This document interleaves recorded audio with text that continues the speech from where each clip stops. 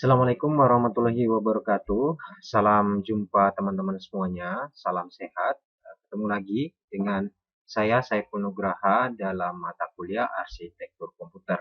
Nah, pada video kali ini saya akan mencoba menjelaskan beberapa hal terkait lanjutan pembahasan kita yang sebelumnya sudah kita pelajari tentang pengertian-pengertian dasar daripada arsitektur ataupun organisasi komputer. Nah, seperti kita tahu juga bahwa di pembahasan sebelumnya itu membahas tentang apa sih itu komputer, dan yang kita tahu bahwa komputer itu adalah suatu sistem yang mempunyai hierarki gitu ya, mempunyai hierarki, dan salah satu pembentuknya atau komponen utama pembentuk komputer itu adalah Central Processing Unit, kemudian ada main memory atau memori utama, kemudian ada uh, input output, dan yang terakhir itu adalah sistem interconnection, di mana sistem interconnection ini hubungannya adalah mengkoneksikan atau menghubungkan keseluruhan komponen-komponen yang ada di dalam komputer. Nah, pada kesempatan kali ini kita akan mencoba menjelaskan lebih jauh lagi tentang apa itu CPU dan bagaimana struktur yang ada di dalamnya. Baik, jadi seperti yang tadi saya sampaikan bahwa CPU itu berasal daripada atau singkatan atau kepanjangan dari Central Processing Unit ya. Jadi pengertian daripada CPU ini sendiri adalah suatu perangkat keras atau hardware gitu yang mempunyai tugas menerima dan melaksanakan perintah dari perangkat-perangkat yang ada di dalam tubuh komputer itu sendiri gitu. Kemudian CPU ini juga merupakan suatu pusat pengolahan data ya di dalam komputer, dan orang-orang juga sering menyebutnya sebagai prosesor. Kemudian prosesor ini atau kinerja daripada CPU ini atau cepat lambatnya kinerja dari sebuah komputer itu cukup ditentukan oleh kualitas dan teknologi daripada CPU yang digunakan. Nah, dari CPU ini juga ya biasa orang sebut sebagai otak komputer, pusat kendali, ya di mana bentuk fisiknya karena tadi hardware, maka ada bentuk fisiknya gitu.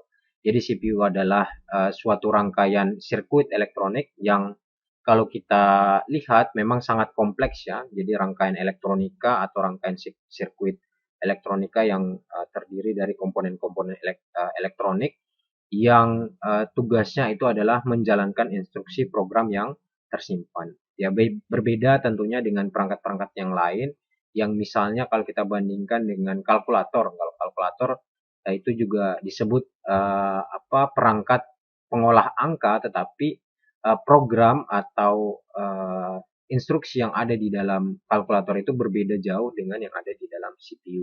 Itu bahkan kalau CPU atau komputer itu disebut sebagai alat untuk melakukan pengolahan aritmatika dan juga operasi logika. Nah, itu bedanya ya. Nah, kemudian CPU merupakan komponen yang terpenting dari sistem komputer ya, sama seperti yang tadi disebutkan bahwa sebagai pengendali, sebagai otak dari komputer dan lain-lain. Nah, komponen pengolah data berdasarkan instruksi yang diberikan kepadanya. Kemudian dalam mewujudkan fungsi dan tugasnya, CPU tersusun atas beberapa komponen. Nanti kita bakal lihat apa sih komponen-komponen dari pembentuk CPU itu sendiri. Jadi secara garis besar bahwa CPU atau prosesor ya merupakan salah satu dari perangkat keras yang ada di komputer yang tentunya memiliki tugas untuk menerima dan menjalankan perintah dari komponen-komponen atau perangkat yang lain yang ada di dalam komputer, sehingga CPU sering disebut sebagai prosesor dengan kualitas teknologi CPU yang digunakan. Nah, tentunya CPU akan mudah memahami dan menjalankan perintah dari perintah berupa data dari perangkat lunak komputer, sehingga terdapat juga kecepatan eksekusi ya. Jadi kalau kita lihat arsitektur daripada CPU itu biasanya ada yang disebut dengan yang biasa disebut dengan clock speed, di mana clock speed ini merupakan satuan kecepatan daripada prosesor itu sendiri. Jadi kalau kita lihat ya, semakin besar kecepatan prosesornya, maka semakin cepat ya prosesor itu akan mengeksekusi suatu perintah atau suatu instruksi yang ada di dalamnya.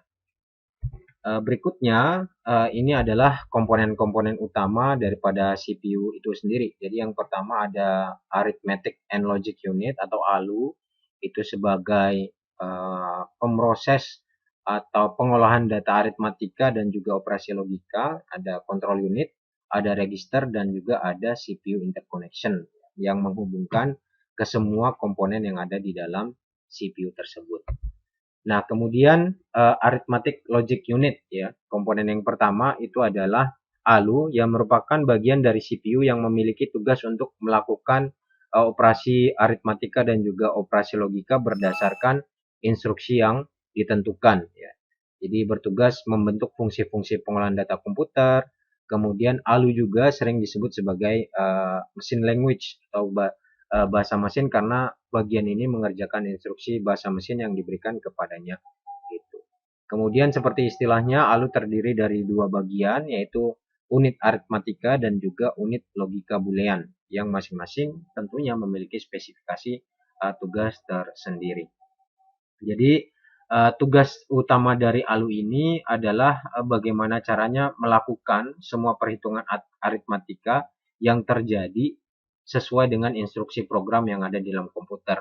Ya, kemudian ALU juga melakukan semua operasi aritmatika dengan penjumlahan, pengolahan data yang lain, ya, sehingga biasanya sirkuit elektronik yang digunakan itu disebut dengan adder atau misalnya adder itu untuk penjumlahan. Nah, berikutnya itu adalah control unit ya. Control unit ini juga merupakan bagian daripada CPU atau Central Processing Unit yang berfungsi sebagai pengatur dan pengendali semua peralatan komputer. Ya, tidak hanya mengontrol yang terjadi di dalam CPU itu sendiri, tapi juga mengontrol setiap komponen-komponen yang ada di dalam komputer. Ya. Jadi mengontrol salah satunya adalah bertugas mengontrol operasi CPU dan secara keseluruhan mengontrol komputer sehingga terjadi sinkronisasi kerja antar komponen dalam menjalankan fungsi-fungsi operasinya. Ya. Jadi contoh atau fungsi daripada control unit itu adalah mengatur dan mengendalikan semua peralatan yang ada pada sistem komputer. Jadi mengatur kapan alat input itu menerima data, kapan data itu akan diolah, dan kapan data itu akan ditampilkan oleh alat output.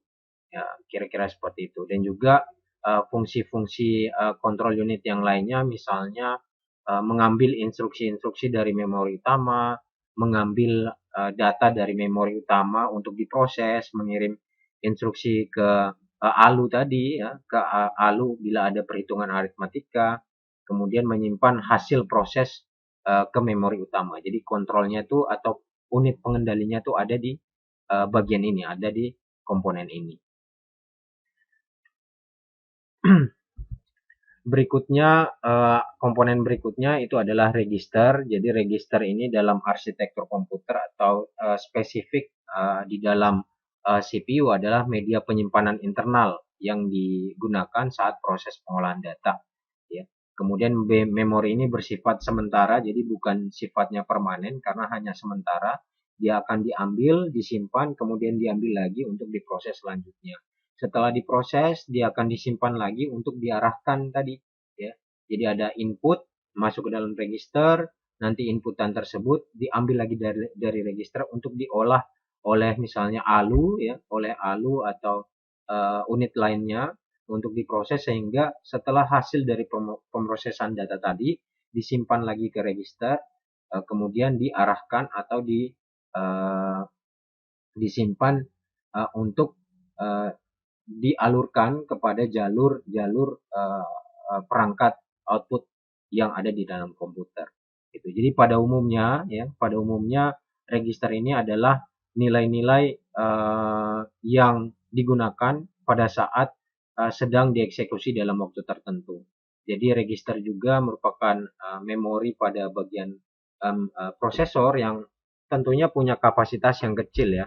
Tidak seperti media penyimpanan yang permanen ya, seperti hard disk atau media penyimpanan yang permanen gitu. Jadi umumnya register ini mempunyai kapasitas yang kecil, namun mempunyai kecepatan baca yang sangat tinggi ya, atau clock speed tadi, kecepatan prosesor membaca suatu instruksi atau perintah yang akan dilakukan. Jadi fungsi dari sebuah register ini sebagai tempat penyimpanan sementara untuk menyimpan hasil dari operasi aritmatika atau operasi logika yang dilakukan oleh prosesor. Dan jenis-jenisnya juga ada ya, jadi ada register data, ada register alamat, ada register general purpose, ada register floating point, ada register konstanta dan lain sebagainya. Jadi bisa kita cari tahu lagi ya, kira-kira register itu ada berapa banyak sih yang ada di dalam suatu struktur CPU. Nah, komunikasinya antara semua komponen yang ada di CPU disebut dengan CPU interconnection. Jadi CPU interconnection adalah sistem koneksi atau biasa disebut dengan bus yang menghubungkan komponen-komponen internal yang ada di dalam CPU, yaitu ada ALU tadi, ada control unit atau unit control, dan juga register-register yang ada di dalamnya. Ya. Kemudian sistem koneksi bus yang menghubungkan komponen internal dan bus eksternal. Jadi secara umum ya, CPU interconnection ini sebenarnya juga bisa disebut dengan bus ya. Cuma karena dia ada di dalam CPU itu sendiri, jadi disebut dengan CPU interconnection. Tetapi jalur atau salurannya tetap sama seperti ya bus-bus eksternal yang ada di komponen lain gitu ya. Jadi ada bus alamat atau jalur alamat, saluran alamat, ada saluran data, dan juga ada saluran kontrol. Komponen internal CPU yaitu ALU, unit control, dan register-register. Komponen eksternal CPU, sistem lainnya seperti memori utama, ya ada piranti atau periferal untuk input dan output. Nah, ini dia komponen internal CPU-nya. Jadi ada bus tadi ya. Jadi bus ini ada di dalam atau ada di luar daripada CPU, tetapi yang ada di dalam CPU ini disebut dengan CPU interconnection, walaupun fungsi dan tugasnya itu juga sama ya. Jadi sebagai interkoneksi atau jalur atau saluran yang menghubungkan keseluruhan perangkat-perangkat atau komponen yang ada di dalam struktur CPU itu sendiri ya. Jadi dalam arsitektur komputer ya, sebuah bus itu adalah sebuah subsistem, atau tadi yang saya sebutkan bahwa dia merupakan subsistem seperti alamat ya, atau jalur atau saluran yang dapat mentransfer data antar komponen komputer yang ada di dalam tubuh komputer itu sendiri gitu. Jadi tidak seperti hubungan titik ke titik ya, sebuah bus secara logika itu dapat menghubungkan beberapa alat dalam satu set kabel yang sama gitu. Jadi setiap bus mendefinisikan set konektornya itu seperti apa. Jadi misalnya bus itu di sini ada 3, ada kontrolnya, ada jalur untuk pengendaliannya, kemudian ada jalur untuk datanya, kemudian ada jalur untuk alamatnya gitu ya. Jadi jalur-jalur perpindahan data antar modul dalam sistem komputer itu biasa juga disebut dengan data bus gitu. Kemudian ada ya, address bus itu menandakan lokasi ya, atau alamat sumber atau tujuan pada saat proses transfer data. Kira-kira seperti itu. Berikutnya ini ada struktur detail ya, lebih detail lagi. Kalau kita lihat ini ada ALU, di dalam ALU pun ada banyak sekali komponen di dalamnya, ada status flag, ada shifter, ada complementer, ada arithmetic dan logika boolean ya.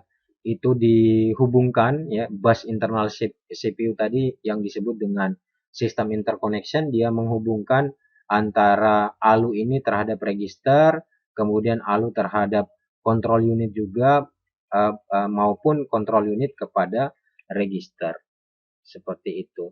Jadi kalau di sini ada flag ya, ada status flag itu merupakan suatu register ya, atau penanda sebagai tanda-tanda penanda sebagai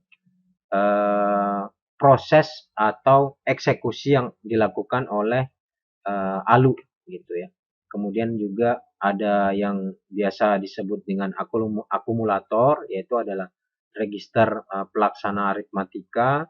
Ada shifter, ya shifter itu rangkaian dari pengeksekusian gitu ya, pengeksekuan untuk instruksi, suatu instruksi gitu. Ada komplementer, komplementer itu rangkaian untuk menentukan komplement dari setiap sistem bilangan ya, karena hubungannya tadi dengan operasi matematika ya gitu. Kemudian kontrol unit ya merupakan pengontrol atau kendali register, ALU dan juga interconnection yang ada di dalamnya.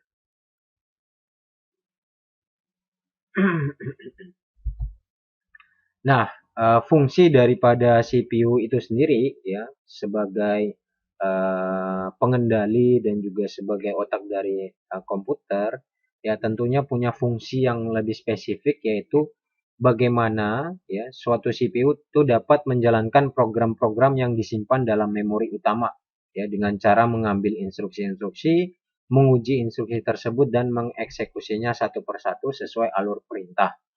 Kemudian yang kedua adalah pandangan paling sederhana pada proses eksekusi program adalah dengan mengambil pengolahan instruksi yang terdiri dari dua langkah. Jadi siklus CPU itu ada dua, ada fetch, ada execute. Gitu ya. Jadi ada membaca, kemudian ada mengeksekusi. Gitu. Jadi ada operasi pembacaan instruksi atau fetch, kemudian ada operasi pengeksekusian atau pelaksanaan instruksi itu. Kira-kira seperti itu. Dan eksekusi programnya itu misalnya siapa saja yang terlibat ya, kontrol unit di CPU ya, kontrol unit di CPU mengatur aliran program ya, siapa saja yang terlibat, komponen-komponen mana yang terlibat di dalam suatu proses adanya instruksi yang masuk, kemudian pembacaan instruksi tadi, kemudian sampai dengan instruksi tadi akan dieksekusi ya. Kemudian eksekusi program yang berikutnya itu melibatkan memori ya, memori penyimpanan atau register tadi. Jadi di dalam memori itu akan tersimpan baris-baris program yang akan dieksekusi dan juga hasil outputnya. Sama seperti tadi pembahasannya bahwa ada input yang masuk gitu ya, ada input yang masuk kemudian oleh control unit dimasukkan ke dalam suatu memori atau register tadi ya. Itu bahasa menyimpan suatu baris-baris program atau baris-baris yang sudah dibaca oleh CPU, kemudian dieksekusi dan hasilnya pun akan disimpan ke dalam memori itu kembali. Jadi arithmetic and logic unit yang ada di CPU juga itu adalah untuk melakukan operasi aritmatik dan juga logika jika diperintahkan oleh program yang ada di dalam komputer. Nah, komponen control unit ya, ada PC atau program counter itu berisi alamat memori untuk mengambil instruksi. Ada IR atau IR itu instruction register, yaitu menampung yang diambil dari memori gitu. Kemudian ada akumulator ya, penampung sementara untuk data hasil eksekusi instruksi. Jadi di dalam control unit pun ya semua komponen-komponen yang ada di dalamnya pun mempunyai fungsi dan tugas yang masing-masing ya. Jadi ada fungsinya itu atau komponen yang tugasnya itu hanya untuk sebagai alamat, kemudian ada yang menampung instruksi, kemudian ada penampung untuk menyimpan hasil data eksekusi instruksi gitu ya yang sifatnya sementara. Nah, siklus instruksi dari gambar yang bisa kita lihat di sini adalah fungsi dasar yang memang dibentuk oleh komputer. Jadi program yang akan dieksekusi berisi sejumlah instruksi yang tersimpan di dalam memori.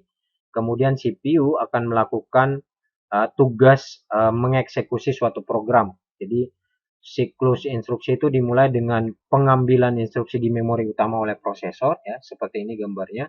Jadi siklus fetch-nya itu tadi mengambil instruksi yang ada di dalamnya, kemudian oleh program counter atau PC akan menyimpan alamat instruksi yang akan diambil tersebut gitu. Pada banyak komputer setelah instruksi tersebut diambil maka nilai program counternya akan berubah kepada instruksi berikutnya. Jadi kalau kita lihat secara fisik ya, kalau kita lihat komputer itu dia begitu kita nyalakan atau hidupkan, itu pasti prosesnya itu akan berjalan, ya, berkesinambungan terus. Tidak mungkin suatu instruksi, artinya instruksi itu selalu berjalan, selalu dilakukan oleh CPU. Ya. Makanya kalau kita lihat di sederhananya tuh, kalau kita lihat di task manager itu siklus atau grafik, ya, grafik dari penggunaan memori, penggunaan CPU itu kelihatan gitu. Artinya dia selalu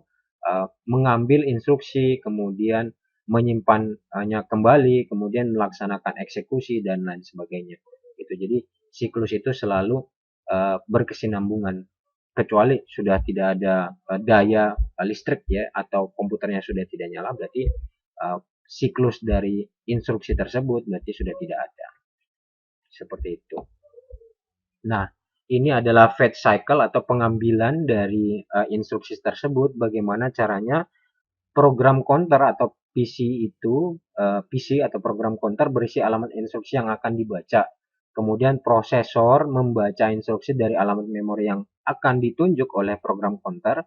Kemudian instruksi itu akan di-load atau diambil ke instruction register atau IR. Dan yang terakhir, prosesor menerjemahkan isi instruksi dan memerintahkan kira-kira aksi atau eksekusi apa yang akan dilakukan sesuai dengan isi daripada instruksi tersebut.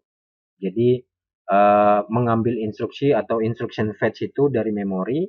Jadi fetch instruksi itu adalah operasi yang umum bagi setiap instruksi dan terdiri dari pembacaan dari suatu lokasi yang ada di dalam memori. Kemudian untuk eksekusinya berarti ada eksekusi instruksi yang melibatkan sejumlah operasi-operasi tergantung sifat-sifat instruksi atau isi di dalam instruksi tersebut. Mau diapakan, ya, mau diapakan eksekusi terhadap instruksi ini.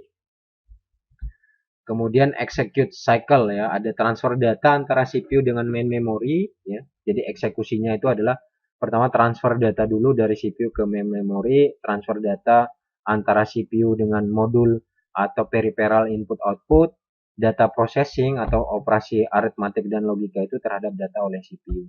Nah, kontrolnya itu adalah bagaimana pengendalinya, pengendali di dalam CPU itu adalah merubah urutan program atau merubah isi program counter dengan instruksi misalnya jump atau menghentikan dengan instruksi halt. Pada berikutnya, pada setiap siklus instruksi, CPU awalnya akan membaca instruksi dari memori, ya, terdapat register dalam CPU yang berfungsi mengawasi dan menghitung instruksi selanjutnya yang disebut dengan program counter, ya. Program counter akan menambah satu hitungannya setiap kali CPU membaca instruksi. Makanya ini disebut dengan siklus, ya. Jadi siklusnya itu ada fetch, ada pengambilan, ada eksekusi. Setelah eksekusi dia akan merubah lagi program counter untuk mengambil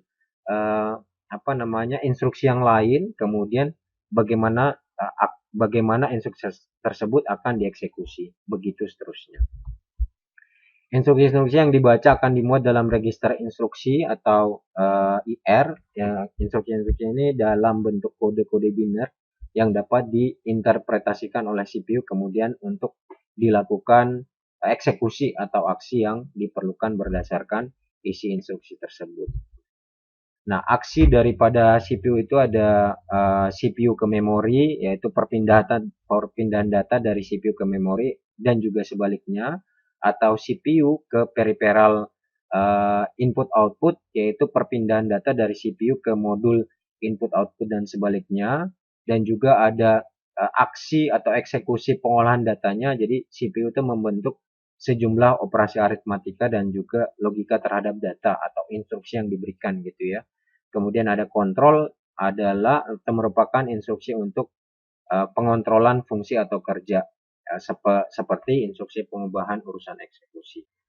Demikian dari materi kita pada kesempatan kali ini tentang struktur CPU. Jadi semoga teman-teman bisa mempelajari dan menyimak dengan cermat apa saja penjelasan daripada struktur-struktur CPU, mulai dari komponen pembangunnya, kemudian aksi instruksi yang bisa dilakukan di dalam CPU, ya, ada aksi-aksinya, kemudian siklus fetch dan execute tadi itu juga sudah dibahas pada video kali ini. Jadi mudah-mudahan bisa dipelajari dimanapun teman-teman berada. Demikian, kita bakal ketemu lagi di video pembelajaran selanjutnya. Terima kasih. Wassalamualaikum warahmatullahi wabarakatuh.